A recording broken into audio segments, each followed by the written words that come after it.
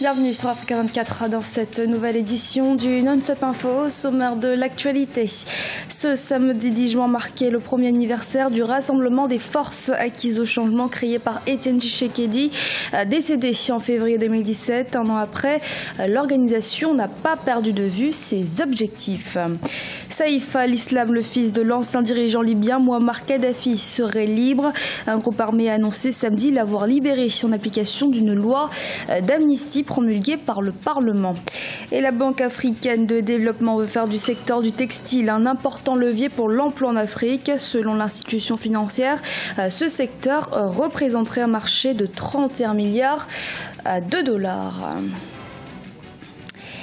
En République démocratique du Congo, le rassemblement des forces politiques et sociales acquises au changement soufflait sa première bougie.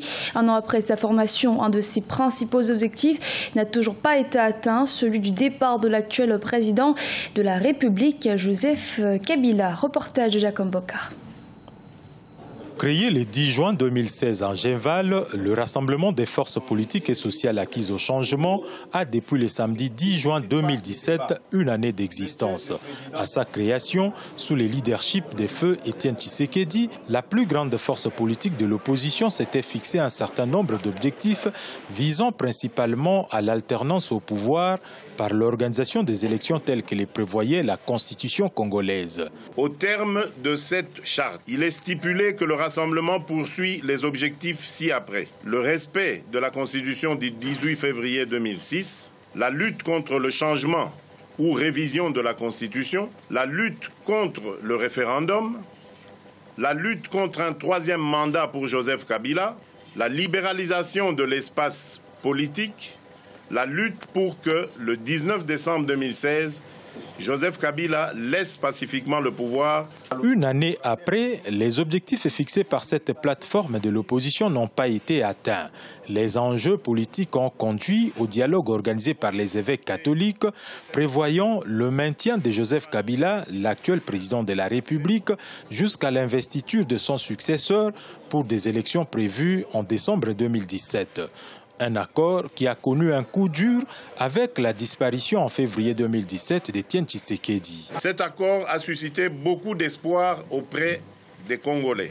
Espoir que le pays allait enfin connaître un processus électoral durant lequel Joseph Kabila n'allait pas pouvoir ni se représenter comme candidat président de la République. À ces jours, deux forces politiques revendiquent l'héritage d'Etienne Tshisekedi. Le rassemblement de la mouvance Félix Tshisekedi, fils du feu Tshisekedi, et celle de Joseph Olenga Nkoyi, d'où est issu le nouveau Premier ministre Bruno Tshibala. Une confusion qui, pour beaucoup, avantage la majorité présidentielle et qui laisse sceptique quant à l'organisation des élections prévues en décembre 2017. En Libye, un groupe armé de la ville de Zenten affirme avoir libéré Saïf al-Islam Kadhafi, fils de l'ancien leader libyen Mouammar Kadhafi. L'annonce a été faite ce samedi 10 juin. Saïf al-Islam Kadhafi, qui fait l'objet d'un mandat d'arrêt de la Cour pénale internationale, y était détenu depuis novembre 2011. Je vous propose d'écouter à ce propos Mohamed Li, analyste politique. Ça va être un facteur de déstabilisation supplémentaire parce que nous sommes en face de plusieurs groupes, il faut le dire, en Libye. Leur principal problème, c'est un problème de compétition territoriale entre les groupes armés. Nous avons Fajr Libya, nous avons les forces du gouvernement qui sont reconnues par la communauté internationale. Il y a une force revendiquée par l'État islamique et les forces de la Cyrénaïque. Donc tout ça mis ensemble, il faut se rappeler que Kadhafi venait de la tripolitaine. Donc, avec cette compétition territoriale qui rend l'unité nationale très difficile, le fils Kadhafi qui avait joué un grand rôle, même si ce n'était pas officiel, dans les attentats de Lockerbie, dans les indemnisations, qui avait joué un très grand rôle dans l'affaire des infirmiers bulgares, qui a une vision politique pour avoir exprimé son projet de modernisation de son pays. Ça quand même prouve une vision.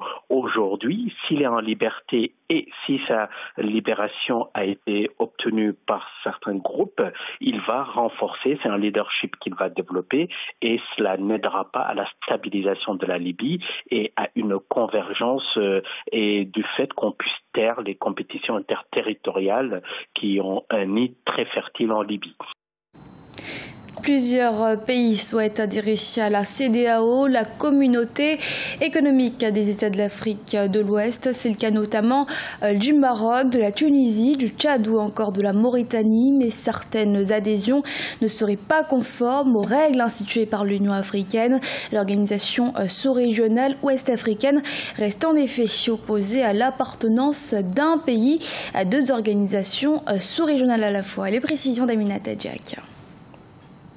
Nous allons mettre au point une commission paritaire pour que dans 1 mois et demi, nous puissions signer un accord de partenariat économique déclarant le Maroc comme un associé privilégié. Il ne sera pas astreint comme un membre parce que le problème, c'est que nous allons nous heurter au texte de l'Union africaine qui a divisé le continent en 5 régions comme commission économique régionale. Le roi dit où s'arrête l'Ouest ? Alors faut-il prolonger l'Ouest jusqu'au Nord ? Nous allons soumettre la décision aux chefs d'État qui prendront la décision. Et cette décision a été prise lors du 51e sommet des chefs d'État et de gouvernement de la CEDEAO qui s'est tenu les 3 et 4 juin 2017 à Monrovia au Libéria. Les autorités ouest-africaines ont donné leur accord de principe pour l'adhésion du Maroc à l'organisation sous-régionale.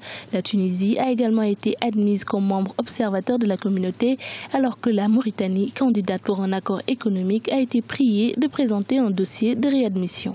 Cette demande d'adhésion à la CEDEAO est en fait une finalisation de partenariats privilégiés avec la plupart des États. Les définitions géographiques, politiques doivent changer et doivent aller dans le sens justement des relations internationales. Regardez l'Union européenne, maintenant ils sont à 27 États, donc l'Union africaine aussi, enfin l'Afrique dans son ensemble, doit aussi être plus dynamique pour s'adapter aux réalités socio-économiques, politico-économiques d'aujourd'hui. Il est important de rappeler que le veto de l'Union africaine concernant l'appartenance d'un pays à 2 organisations sous-régionales à la fois est peu respectée.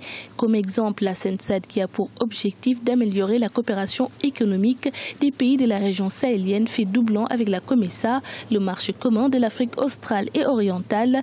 En effet, 4 pays siègent à la fois au COMESA et à la CENSAD, l'Égypte, le Soudan, l'Érythrée et le Djibouti, sans compter la Libye qui a obtenu en 2002 le statut d'observateur au COMESA.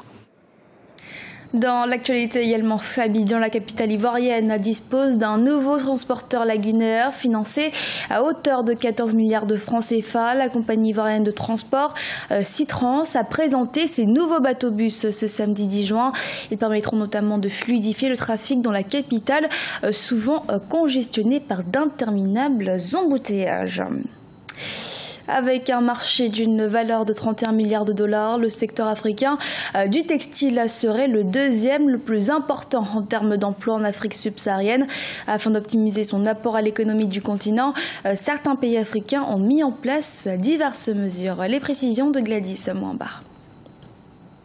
Stimuler la croissance de l'industrie manufacturière locale, c'est l'ambition de la communauté est-africaine. L'organisation sous-régionale vient d'annoncer l'exonération de droits de douane et de TVA sur les importations d'équipements de fabrication et d'accessoires de produits textiles non disponibles dans la sous-région pour une durée de 3 ans. L'objectif étant de réduire les coûts de conception pour les fabricants de produits textiles. De mon point de vue, je crois que c'est une façon indirecte d'augmenter le pouvoir d'achat de la population, parce que si vous laissez rentrer ces produits sur votre territoire économique, pas en franchise de douane, mais ayant payé les droits de douane et certaines taxes portuaires, vous augmentez le prix final de ce produit lorsqu'il sera proposé au client final, c'est-à-dire les populations parmi parfois lesquelles ne sont pas bien nantis. Plus d'un quart des vêtements portés en Afrique proviendraient des friperies. Une sérieuse menace pour le développement de l'industrie textile qui représente un enjeu économique et social de taille pour la sous-région est-africaine. Face à la concurrence des importations de vêtements d'occasion vendus à bas prix,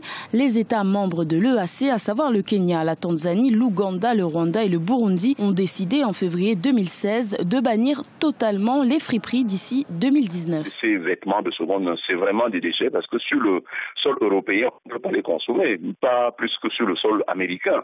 Regardez les véhicules, on peut tolérer encore peut-être des véhicules de seconde main, mais aller jusqu'aux vêtements, jusqu'aux sous-vêtements, jusqu'aux textiles usagés, alors que la matière première pour le textile, c'est ici chez nous, c'est à déplorer. L'exonération de taxes et de droits de douane sur les équipements textiles devrait donc redynamiser le secteur de l'industrie textile dans la sous-région. En Afrique de l'Est, les exportations de vêtements pourraient générer plus de 3 milliards de dollars par an à l'horizon 2025. Ce journal a été réalisé par l'ensemble de la rédaction. Merci de votre fidélité. Restez sur Africa 24 pour un nouveau rendez-vous de l'actualité.